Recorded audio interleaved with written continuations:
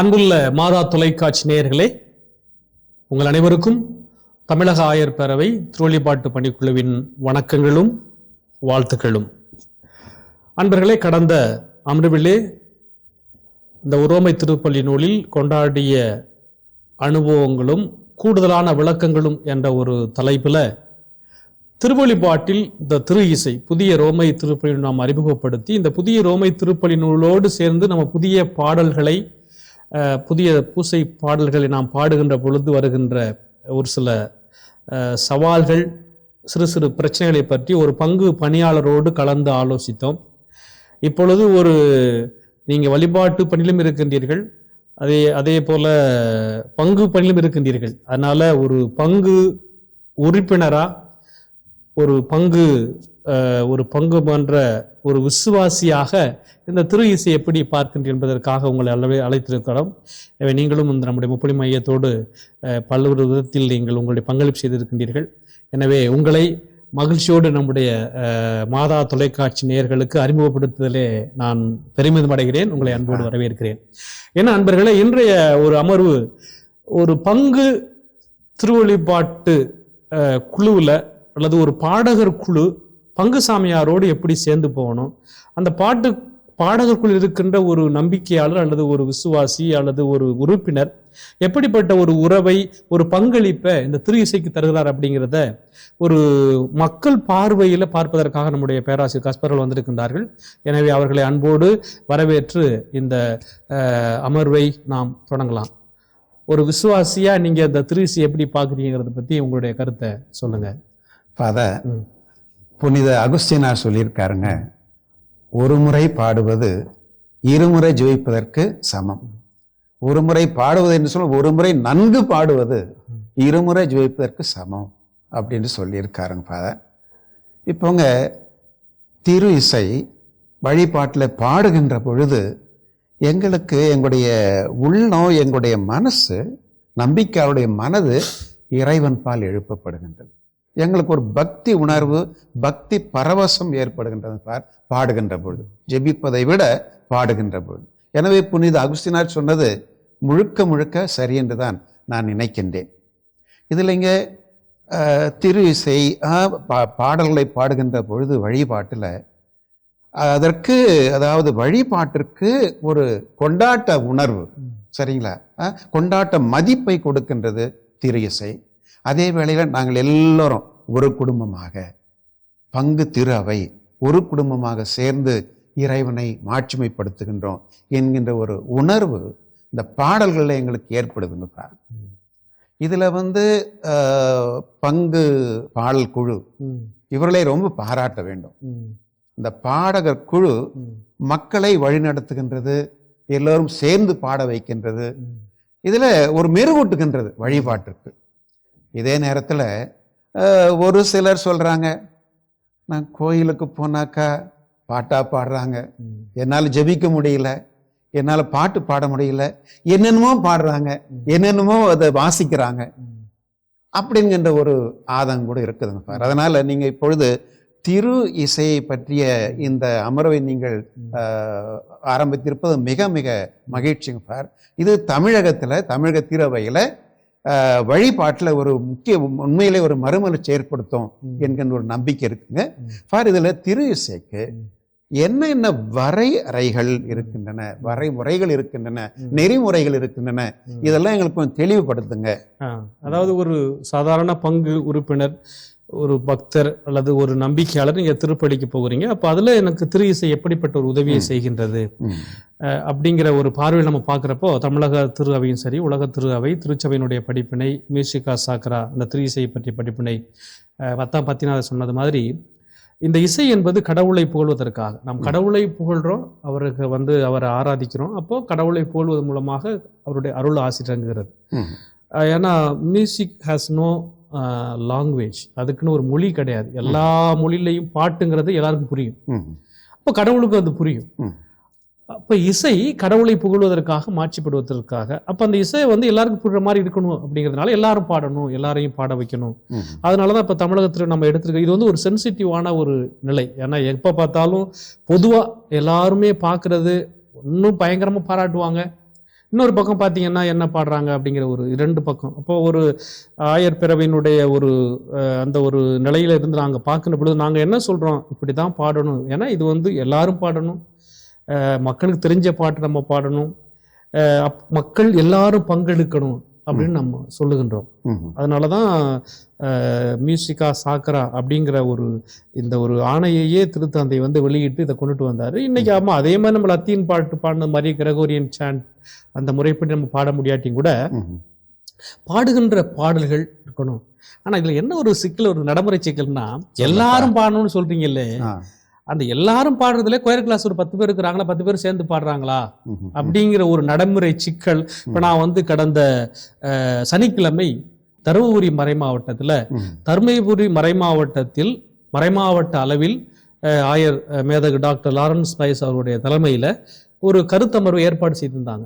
அந்த கருத்தமர்வுல என்ன தலைப்புனா, பாடகர் குழு, இசை வாசிப்பவர்கள், இசை கலைஞர்களுக்கான ஒரு வழிமுறைகள், நெறிமுறைகள், பயிற்சிகள்.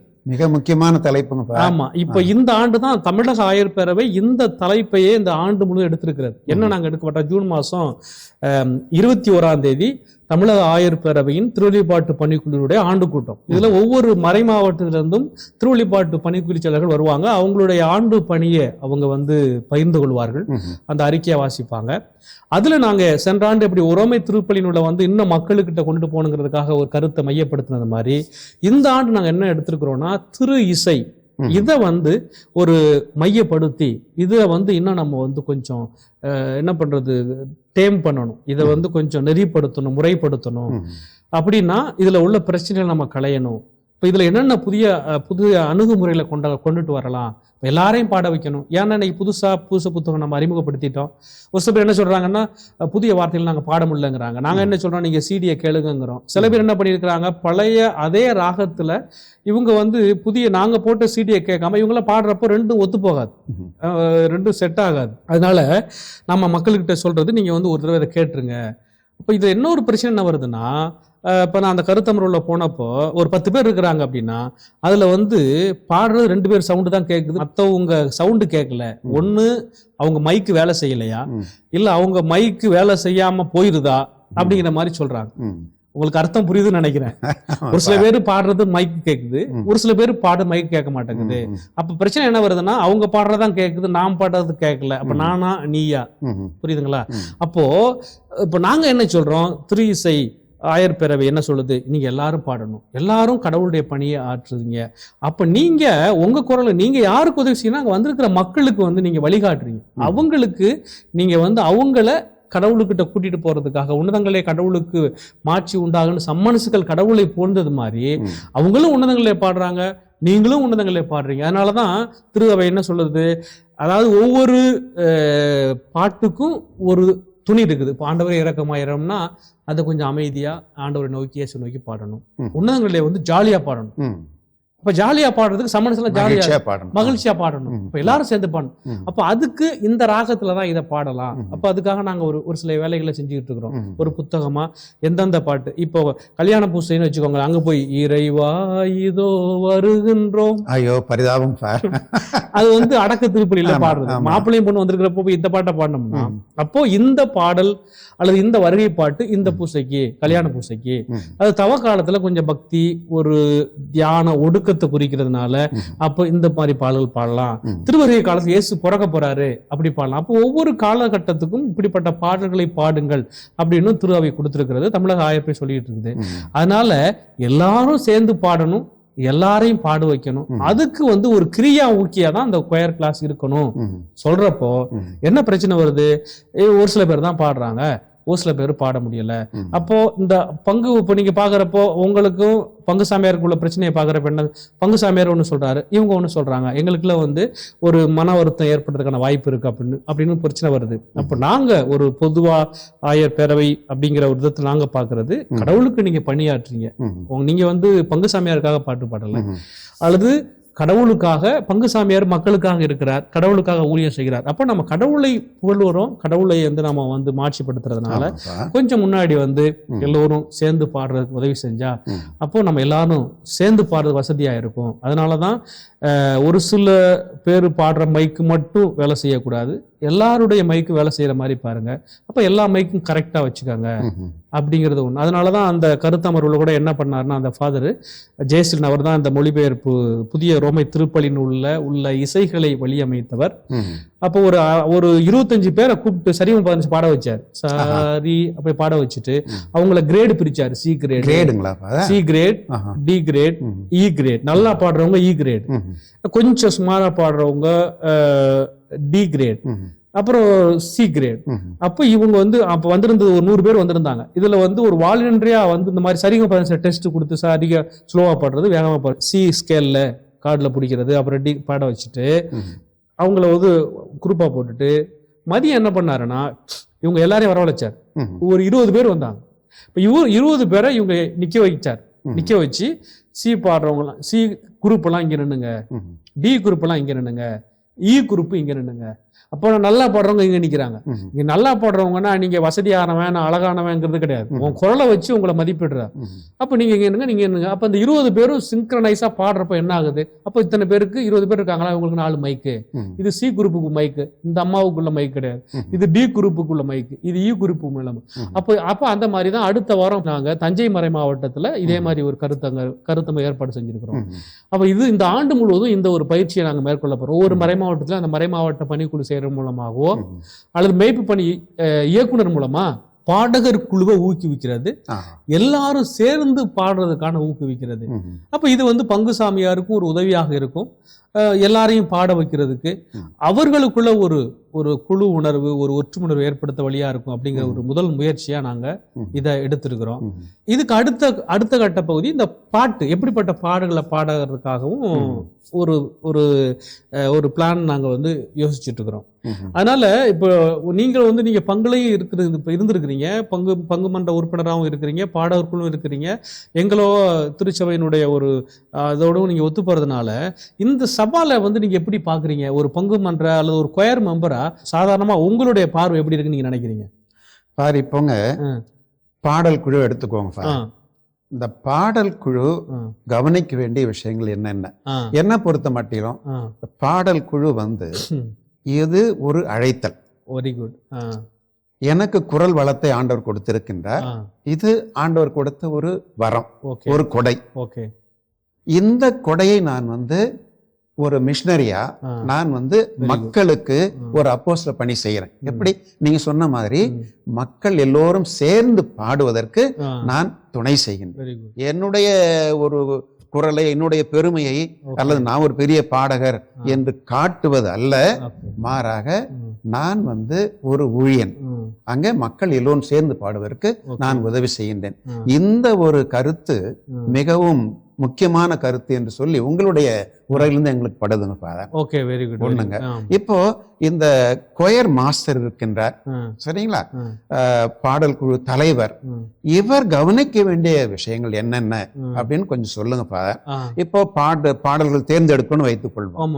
பாடல்களை தேர்ந்தெடுக்கின்ற ஒரு ஞாயிற்றுக்கிழமை அல்லது ஒரு விழா, பாடல்களை தேர்ந்தெடுக்கின்ற பொழுது என்னென்ன நெறிமுறைகளை கையாளணும்? இப்ப அருமையான கருத்து. இப்ப இதைதான் நாங்க என்ன சொல்றோம், தமிழக ஆயர் பேரவை சொல்லுகின்றது, இந்த பாடல்களை பொறுத்தளவுல நீங்க எல்லாருக்கும் தெரிஞ்ச பாட்டை சூஸ் பண்ணுங்க, மக்கள் எல்லாரும் சேர்ந்து பாடணும். அப்போ பாடல் குழு அந்த தலைவருடைய மனதுல மக்கள் தான் இருக்க வேண்டுமே தவிர அந்த குழுவினர் இருக்கக்கூடாது. பார், எங்களுக்கு சாதாரணமா எங்களுக்கு ஒரு நோய் இருக்குப்பா, கோயில்ல இருக்கிறவங்களுக்கு புது புது பாட்டா பாடணும். Very good. அதுவும் கிறிஸ்துமஸ், ஈஸ்டர் அல்லது முக்கியமான திருவிழா இந்த நாட்களில புது பாடல்கள் பாடணும். யார் பாடுவோம்? நாங்க தான் பாடுவோம். இது ஒரு பொதுவா தமிழகத்தில் இருக்கின்ற ஒரு நிலைங்க ஃபாதர். இது சரியா? உங்களுக்கு நாங்க உதவி செய்யறோம். இப்ப நாங்க என்ன சொல்றோம், தமிழக ஆயர் பேரவை என்ன சொல்லியிருக்கு அப்படின்னா, நீங்க புது பாட்டு பாடுங்க, ஆனா அந்த பாடல்களை மக்களுக்கும் பயிற்சி கொடுக்கணும். நீங்க அதாவது ஒரு வாரத்துக்கு முன்னாடியோ அதுக்கு முன்னாடியோ நீங்க அதுக்கு கிறிஸ்துமஸா இருக்கலாம் அல்லது தவக்காலமா இருக்கலாம், உயிர்ப்பா இருக்கலாம், ஆனா அந்த பாடல்கள் நீங்க மக்களுக்கு பயிற்சி கொடுக்குறீங்க பாத்தீங்களா, அதுலதான் நீங்க கேட்ட கேள்விக்கான பதில் என்ன பண்றோம்னா, அந்த பாடல்களை நீங்க சூஸ் பண்றப்போ தேர்ந்தெடுக்கிற பொழுது அதுல உள்ள விவிலிய வார்த்தைகள், அந்த வார்த்தைகள் எப்படி இருக்குது, நம்முடைய விசுவாசத்தோடு ஒத்து போயிருக்குதா, அந்த வார்த்தையும் தாளமும், அதாவது இப்ப சினி ராகத்துல இருக்குதா அந்த மாதிரி இல்லாம நம்முடைய விசுவாச பாரம்பரியத்துக்கு ஏற்ற மாதிரி அந்த பாடல்கள் இருக்கணும். அதுக்கு தான் நாங்க என்ன சொல்றோம், யார் யாரெல்லாம் சிடி போடுறாங்களோ அவங்களுக்கு பயிற்சி கொடுக்கணும். எழுத்தாளர், அதாவது எப்படி பாட்டு எழுதுறது. இப்போ நாங்க அதுக்கு என்ன முயற்சி பண்ணிருக்கு தமிழக ஆயர் பேரவை, இப்போ கூட கடந்த ஏப்ரல் மாசம் 6ஆம் தேதி மதுரை உயர்மறை மாவட்டத்துல அருள் தந்தை அருள், அவர் வந்து ஒரு நல்ல சிறந்த ஒரு இசை கலைஞர், அவர் நிறைய சிடி போட்டிருக்காரு. அப்போ அவருக்கு எங்கள்கிட்ட கேட்டார், நான் வந்து இந்த மாதிரி புதிய ரோமை திருப்பலி நூலோடவும் ஒரு தவக்க ஈஸ்டர் பாட்டோட ஒரு பூசை, நம்ம பூசையில வர்ற உன்னதங்களிலே ஆண்டவர் இறக்கமாயிரும் தூய எல்லாமே அவர் பாட்டு கம்போஸ் பண்ணியிருக்கிறார். அப்போ அவர் போட்டு எங்கள்கிட்ட கொடுத்து செக் பண்ணார். அப்போ நான் ஒரு சில வார்த்தைகளை வந்து கொஞ்சம் சரி பண்ண சொன்னா சரி பண்ணியிருக்கிறார். ஆனா அவர் பயன்படுத்தி இருக்கிற வார்த்தை எல்லாமே பூச புத்தகத்துல என்ன இருக்கோ அதான் பண்ணிருக்கிறார். அப்போ திருப்பலி நூல்ல இருந்து இருக்கணும், ஆமா, விவிலியத்திலிருந்து இருக்கணும், ஆமா, நம்முடைய மறைவுண்மைகள் வேற சத்தியங்கள், ஆமா, இவற்றிற்கு சரியான முறையில் அமையணும் வார்த்தைகள். இதுதான் எங்களுடைய அடுத்த கட்ட இலக்கு. அப்படின்னா எப்படி ஒரு திரைப்படம் தயாரிக்கிற பொழுது அந்த திரைப்படத்தை வெளியிடுவதற்காக ஒரு சென்சார் போர்டு சர்டிபிகேட் கொடுக்கறது மாதிரி இப்போ நாங்க என்ன சொல்றோம், தமிழக ஆயர் பேரவை புதிய ஒரு ரோமை திருவொழிபாட்டு ஒழுங்குமுறைப்படி தயாரிக்கப்பட்ட சிடி அப்படின்னு சொல்லிட்டு அவருக்கு நாங்க ஒரு கருத்து கொடுத்துருக்கிறோம். சரி, இது வந்து எங்க பூச புத்தகத்தை செஞ்சிருக்கிறாங்க. இப்ப இதையே எதிர்காலத்துல ஒரு தமிழக ஆயர் பேரவையின் திருவொழிபாட்டு ஒருங்கிணைப்பு குழு, இந்த குழு தான் இவங்க பாட்டு பாடுறாங்க பாத்தீங்களா, இவங்களுக்கு நீங்க இனிமே தமிழக அளவுல என்ன பாட்டு பாடலாம், வருகை பாட்டா இருக்கலாம், பதிலுரை பாடல், காணிக்கை பாடல், திருவிருந்து பாடல். அப்போ இதுவே நாங்க இதுவரைக்கும் வந்திருக்க நல்ல பாடல்கள், இசை இயல் வார்த்தை கரெக்டா இருக்குதா, விவிலிய வார்த்தை இருக்குதா, இதுவரைக்கும் வந்தது இல்லையே, அல்லது அந்த மக்களுடைய மனசை தொடர்றது மாதிரி இருக்கிறான்னு சொல்லி நாங்க வந்து ஒரு தொகுப்பாக அதை உட்கார்ந்து, இது வந்து ஒரு சில மறை மாவட்டங்கள் தனியா செஞ்சுட்டு இருந்திருக்கிறாங்க. இதையும் இப்ப எப்படி நம்ம திருச்செபமாலையும் அடிப்படை ஜபங்கள் திருச்செபமாலைன்னு சொல்லிட்டு ஒரு இது கொடுத்தோம் பாத்தீங்களா, இனிமே இதுதான் இப்படிதான் நம்ம ஜெபிக்கணும்னு, அதே மாதிரி இப்படிதான் நீங்க பாடணும். அப்போ ஒரு தமிழக ஆயர் பேரவை இதுக்கு வந்து ஒரு முன்னெடுப்பு எடுத்திருக்குது. அப்படிங்கிற விதத்துல என்ன செய்ய போறோம், அப்ப நீங்க இனிமே சிடி போட்டீங்கன்னா, இப்போ வந்து ஆளுகள் ஒரு சிடி போடுறாங்க, அப்போ நீங்க வந்து நம்ம என்ன சொல்லியிருக்கிறோம், தமிழக திருச்சபை என்ன சொல்லியிருக்குது, நீங்க தனிப்பட்ட விதத்துல போட்ட ஒளிப்பேழை அந்த சிடிக்களை வந்து பூசையில பாட முடியாது. அவர் வந்து ஒரு கல்யாணத்துக்காக போட்டிருப்பாரு, ஒரு வெள்ளி விழாவுக்காக போட்டிருப்பாரு, அல்லது ஒரு திருத்தலத்தினுடைய வெள்ளி விழாவுக்காக போட்டிருப்பாங்க, அதை கொண்டு ஞாயிற்றுக்கிழமை பூசையில பாட முடியும்.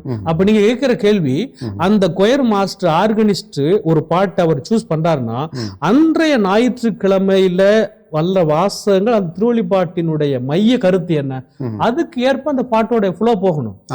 இது வந்து திருவருகை காலமா, இந்த திருவருகை காலத்தோட அவர் இந்த பாட்டை சூஸ் பண்ணணும். அப்ப இந்த பாட்டு இப்ப நாங்க தொகுத்து கொடுத்துருக்கிறோம்ல தமிழக ஆயர் பேரவை, இப்படிதான் வருகை பாட்டு இருக்கு, இந்த பாடல்களை பாடலாம். இது வந்து ஒரு பெரிய கஷ்டமான ஒரு வேலை, அதுக்கான வேலை நாங்க இறங்கிட்டோம். அப்போ தவக்காலம்னா நீங்க இப்படித்தான், நிறைய இன்ஸ்ட்ருமெண்ட்ஸ் இருக்கக்கூடாது, 4வது நாகம் கௌதேத்தி தொமேனிக்கா அக மகிழ்ச்சி ஞாயிறு அந்த ஞாயிற்றுக்கிழமை மட்டும் நீங்க பாத்துக்கலாம், மத்த ஞாயிற்றுக்கிழமை. ஆனா இப்ப நம்ம நிறைய இன்ஸ்ட்ருமெண்ட் வச்சுக்கிட்டு இருக்கிறோம். இதெல்லாம் ஒரு கட்டுப்பாட்டுகளை கொண்டு வர்றதுக்காக நாங்க, அப்போ நீங்க என்ன பண்ணணும், பாட்டு எழுதுறவங்களுக்கு பயிற்சி கொடுக்கணும், அவங்கள நாங்க மானிட்டர் பண்றோம், அவங்க என்ன பண்ணுவாங்க, இப்ப எல்லாம் என்ன பண்ணிருக்காங்க, இசைக்கு ஏற்ப அவங்க பாட்டு எழுதிட்டு உட்காந்துருக்காங்க, அல்லது அவங்க அதை கம்போஸ் பண்றவங்க யாருன்னு பார்த்தா டைரக்டர் வந்து சினி ஃபீல்ட்ல உள்ளவர்கிட்ட கூட கொடுக்குறாங்க, அவருக்கு தெரிஞ்ச மாதிரி தான் பண்ணுவார்.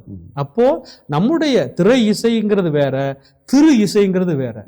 திரை இசை அது காலத்தோட போயிட்டு இருக்கு, நாமளும் அவங்கள்ட்ட போனோம்னா அப்ப நமக்கு அதுக்கும் இப்போ சாதாரண திரை இசை, சாதாரண இசை நம்மை மகிழ்விக்கின்றது, இன்னும் குத்துப்பாட்டா இருந்தா என்ன ஆட வைக்கின்றது, சரிங்களா? ஆனா வந்து திரு இசை இது புனிதமான ஒரு புனிதமான இல்லைங்களா, அதற்கு ஏற்றவாறு அமைய வேண்டும், வார்த்தைகள் அமைய வேண்டும், தாளம் அமைய வேண்டும், மெட்டு அமைய வேண்டும். அதனால இப்ப நாங்க தமிழக ஆயர் பேரவை என்ன இந்த ஒரு வீடியோ எடுத்திருக்கிறோம் அப்படின்னு சொன்னா, இனிமே பாடல்கள் குழு பாடுகிறவர்கள் அல்லது அவர்களுக்கு பயிற்சி கொடுக்கணும், அவங்கள வந்து ஒரு முறைப்படுத்தணும், இதுவரைக்கும் மியூசிக் வாசிச்சவங்க, அப்போ வந்து அவர்களே ஒரு ஒரு ஒரு ஒரு ஒருங்கிணைந்த ஒரு தமிழக திரு அவையினுடைய எதிர்பார்ப்போடு அவங்க செயல்படணும். அப்போ அவர் செயல்படுற பொழுது அவர்கள் வந்து அவர்களுக்கும் ஒரு பங்கு சாமியாருக்குள்ள உறவு நல்லா இருக்கணும். ரெண்டாவது நீங்க சொல்றது மாதிரி நான் பாடணும் அப்படிங்கிறத விட நாமெல்லாம் சேர்ந்து கடவுளுக்கு பணியாற்றுகின்றோம். நீங்க ஒரு நல்ல ஒரு பாயிண்ட் சொன்னீங்கப்பா.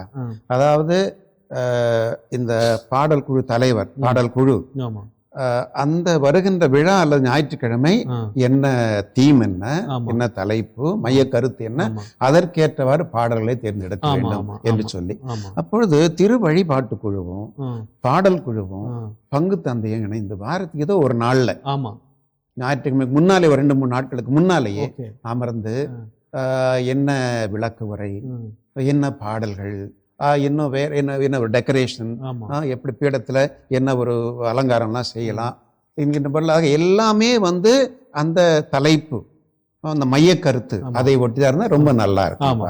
இப்போ வந்து அது திரு இசையோடு நம்ம சேர்ந்து போறப்போ அந்த ஒரு புனிதம் இருக்குது. அதற்கான ஒரு முயற்சியாக தான் இப்போ மாதா தொலைக்காட்சி மூலமா நான் இதை மக்களுக்கு கொண்டுட்டு போவதற்காக அந்த முயற்சி எடுத்துக்கணும். ஏன்னா மக்கள்கிட்ட வந்து இன்னும் அவங்க என்ன சொல்லிட்டு இருக்கிறாங்க, அதோட நாங்க சேர்ந்து பாட முடியல, நீங்க புதிய புத்தகம் வார்த்தை இருக்குது. இல்ல, நிச்சயமாக அந்த வார்த்தை அவங்க பாடுவதற்காகத்தான் நாங்க பாத்தீங்கன்னா இந்த ஆண்டு எல்லா பங்குகளுக்கும் தமிழக அளவுல ஒவ்வொரு பங்குக்கும் நான் லெட்டர் போட்டு தமிழக ஆயர் திருவழிபாட்டு பணிக்குழு சார்பாக வாழ்த்துக்கு நீங்க நல்லா செய்றீங்க, புனித வார திருவழிபாட்டு கையெழு நாங்க வெளியிட்டு இருக்கிறோம், ஏன்னா வார்த்தைகள் மாறிடுச்சு, அதனால இதை வாங்கி நீங்க பயன்படுத்துங்க, ஏன்னா புத்தகத்துல மாறினதுனால.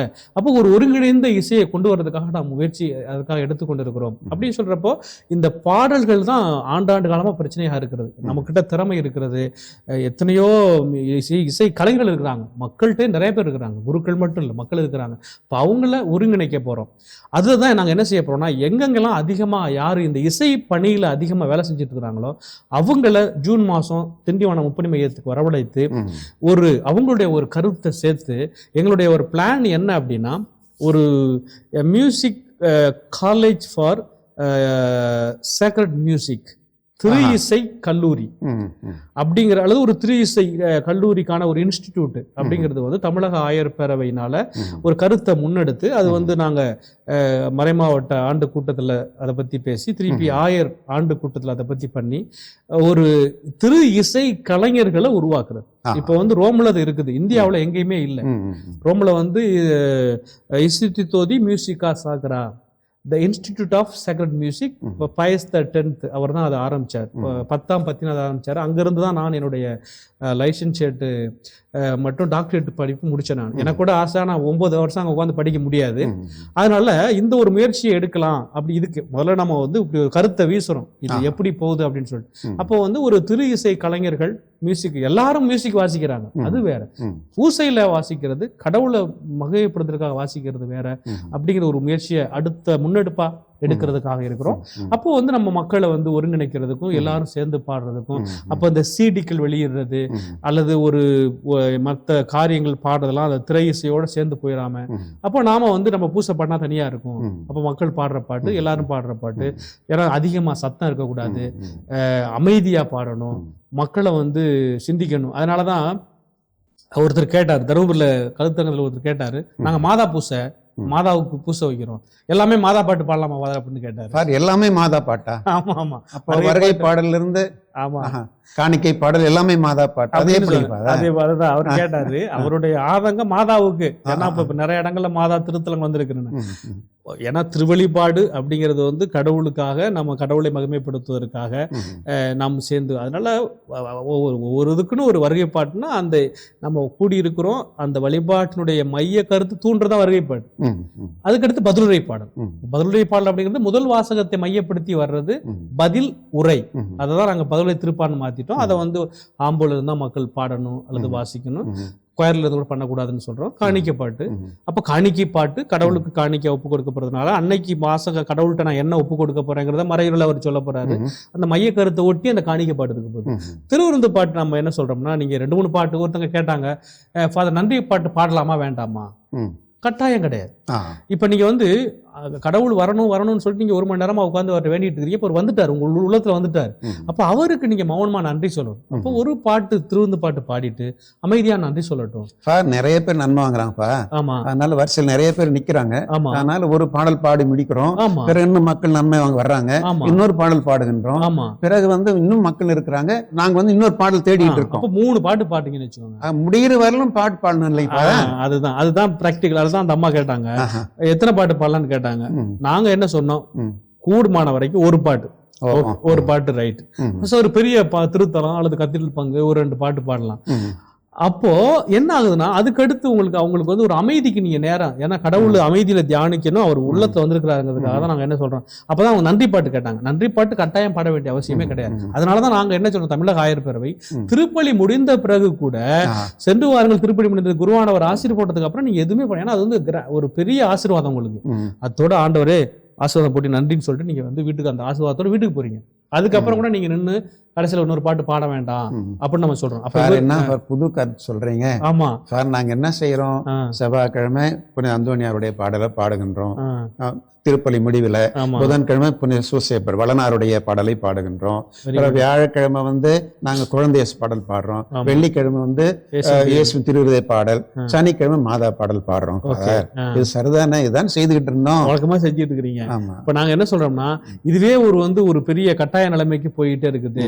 இப்போ பாட்டு பாடுகின்றது ஒரு பக்கம், இன்னொரு ஒரு சடங்கு என்ன செஞ்சுட்டு இருக்காங்கன்னா, இதுக்கப்புறம் பூசை முடிஞ்சோன்னு உடனே தீனக்கரை எடுத்து வச்சு அதுக்கு ஒரு பிளஸிங் கொடுத்து அதுக்கப்புறம் ஒரு ஜெபம் சொல்லி எல்லாம் பண்ண ஆரம்பிச்சிட்டு இருக்காங்க. அது அப்ப பூசைக்கு இப்ப நீங்க என்கிட்ட ஆசீர்வாதம் கேக்குறீங்க, நான் உங்களுக்கு பிளஸ் பண்றேன், மறுபடியும் போய் சிலுவை வாங்குறது வேற, திருப்பி இன்னொரு கருத்துக்கு வாங்கிட்டு போனா முன்னாடி கொடுத்த ஆசீர்வாதத்துக்கு அர்த்தம் இருக்கா இல்லையா? அப்ப உங்களுக்கு நம்பிக்கை இல்லாத மாதிரி வருது இல்ல? அப்போ சென்று வாருங்கள் திருப்பதி முன்னு சாமியார் போட்டானால அது பெரிய ஆசீர்வாதம் முடிஞ்சு போச்சு. நீங்க அமைதியா கலந்து. ஆமா, அதெல்லாம் நாங்க என்ன சொல்றோம், நீங்க அதுக்கப்புறமும் பாட வேண்டாங்கிறோம். இருந்தாலும் மக்கள் பக்திக்காக பாடுறாங்க. ஓகே, பக்திக்காகனா ஒவ்வொரு நாளும் மக்கள்கிட்ட சொல்றோம். இப்போ இந்த நேரங்கள்ல மாதா பாட்டு பாடலாம், அதனால பாடக்கூடாதுங்கிறது கிடையாது. அதற்காக ஒரே மாதா பாட்டு எல்லாத்துலயும் பாட வேண்டிய அவசியம் இல்லை. அப்ப இதெல்லாம் ஒரு நெறிப்படுத்து ஒரு ஒழுங்கு கொண்டு வரதான் தமிழக ஆயர் பேரவை இந்த முயற்சி எடுத்திருக்கிறோம். அதனாலதான் கடந்த இந்த 2 அமர்வுகளில் கூட நாம இந்த திரு இசையில திருவழிபாட்டினுடைய பங்கு, ஏன்னா உரோமை திருப்பணி நம்ம அறிமுகப்படுத்தி இருக்கிறோம். மக்கள்கிட்ட பல்வேறு கேள்வி அதிகமாக அந்த கொயர் கிளாஸ்ல தான் கேள்வி வருது. புதுசா நிறைய மியூசிக் நம்ம சத்தம் போடக்கூடாதுன்னு சொல்றோம், நீங்க ரொம்ப சவுண்டா வாசிக்காதீங்க. அதே மாதிரி இந்த டெம்போ, ஒரு டெம்போ, ஒரு சாமியார் ஒருத்தர் பாட்டு, கடல் குறையாத அன்பு கடல் போல அப்போ அவர் அந்த பாட்டு எழுதினவர் ஒரு கடல் அலை போல அந்த பாட்டை அப்படியே அலை மாதிரி நினைச்சு எழுதுறாரு. நீங்க இந்த பாட்டுக்கு போய் ஒரு ஜம்பிங் விதத்தை போட்டீங்கன்னா அவர் என்ன டெம்போல கம்போஸ் பண்ண மாத்தி போகுது. அதனால நாங்க என்ன சொல்றோம், இங்க டெம்போ ரிதம் போட்டீங்கல்ல, அதே கொஞ்சம் அந்த எந்த பாட்டுக்கு எந்த ரிதத்தை, ஒரு பாட்டு குதிரை வண்டி சவுண்ட்ல போடுறான்னா அந்த பாட்டு அதுக்கு தகுந்த மாதிரி ரிதம் போடுவாங்க. அப்ப நீங்க அந்த பாட்டை ரிதத்தை, அதனால நாங்க ரிதத்தை கூட வேணான்னு சொல்றோம். இருந்தாலும் இன்னைக்கு இல்ல, எல்லா இடத்துக்கும் தபேலா ஆட்கள் இல்லை. அப்போ நாங்க டிராக் சிஸ்டத்தை பயன்படுத்தக்கூடாதுங்கிறோம். யாருமே நாங்க என்ன பண்றதுன்னு அடுத்த கேள்வி கொண்டு வர்றாங்க. ஏன்னா கடவுளுக்கு போகணும் அப்படின்னு சொல்லிட்டு ஒரு சில நெறிமுறைகள் சொல்லிட்டு இருக்கிறோம். இருந்தாலும் காலப்போக்கில் அதை நம்ம கட்டாயப்படுத்தணும். அப்ப அந்த பாட்டினுடைய தன்மைக்கு ஏற்ப நீங்க ரிதத்தை சூஸ் பண்ணுங்க, அதை தேர்ந்தெடுங்கன்னு சொல்லியிருக்கிறோம். அந்த ஒரு நிலைமையில தான் இப்போ இந்த திரு இசை, இப்போ இது ஒரு சென்சிட்டிவான ஒரு விஷயம். இதுல நிறைய கேள்வியில் வரும். பங்குசாமியாரும் கொஞ்சம் மக்களை உற்சாகப்படுத்தணும், அவருடைய ஒரு பங்களிப்பு. ஏன்னா ஃபாதர் இதுக்கு முந்தின அமர்வுல சென்ற வாரம் ஃபாதர் சொன்னாருங்க, போஸ்கோ அவங்க சொன்னாங்க, அதாவது எனக்கு என்னுடைய பங்குல 2 கண்கள், ஒன்று இசைக்குழு பாடல் குழு, இன்னொன்று சிறுவர் பேரச்சிறுவர். ரொம்ப சரியா சொன்னாருங்க. அதனால பங்கு தந்தைக்கு வழிபாட்டுக்குழு ஒரு வலது கை போன்று, வழிபாட்டை வளமாக செய்வதற்கு, அதை இறை உணர்வோடு செய்வதற்கு, மக்களுக்கு பக்தி பரவசம் ஏற்படுத்துவதற்கு வழிபாட்டுக்குழு, அதே நேரத்தில் இந்த திரு இசைக்குழு, இவங்க 2 பேரும், பிறகு பீடச்சிறுவர்கள், இவங்க எல்லாரும் இணைஞ்சு செயல்படுகின்ற பொழுது மிக சிறப்பா இருக்கும். ஏன்னா இந்த அமர்வுல அருமையான பல்வேறு கருத்து நம்ம கொண்டு வந்திருக்கோம். ஏன்னா அன்பர்களே, நாங்கள் இந்த அமர்விலே ஒரு பங்கு தந்தை, ஒரு பாடகர் குழு அல்லது தமிழக ஆயர் பேரனுடைய எதிர்பார்ப்பு அப்படிங்கிற ஒரு கண்ணோட்டத்தில் உங்களுக்கு அருமையான கருத்துக்களை கொடுத்திருந்திருக்கிறோம். நிச்சயமாக சாதாரண மக்கள் திருப்பள்ளிக்கு சென்றாலும் கடவுளை வணங்குவதற்கும் அல்லது பங்கு தந்தையோட ஒத்துழைப்பு கொடுப்பதற்கும் ஒரு பாடகர் குழுவாக இணைந்து செயல்படுவது வசதியாக இருக்கும். எனவே இந்த நேரத்தில் தன்னுடைய அருமையான கருத்துக்களை ஒரு பங்கு உறுப்பினராக, பங்கு மன்ற உறுப்பினராக, ஒரு பேராசிரியராக, ஒரு பாடகர் உறுப்பினராக தன்னுடைய அருமையான கருத்துக்களை வழங்கிய பேராசிரியர்களுக்கு தமிழக ஆயர் பேரவை சார்பாக நன்றியையும் வாழ்த்தையும் தெரிவித்துக் கொள்கிறோம். எனவே அடுத்து பல்வேறு தலைப்புகளோடு நாங்கள் மீண்டும் உங்களை சந்திக்க அவளோடு காத்துக் கொண்டிருக்கின்றோம். அதுவரை எங்களுக்காக காத்திருங்கள். இவ்வளவு நேரம் உங்களுடைய நேரத்தை எங்களுக்காக கொடுத்ததற்காக உங்களுக்கு தமிழக ஆயர் திருவழிபாட்டு பணிக்குழு சார்பாக வணக்கங்களையும் வாழ்த்துக்களையும் தெரிவித்துக் கொள்கிறோம். இயேசுவுக்கே புகழ், மரியே வாழ்க.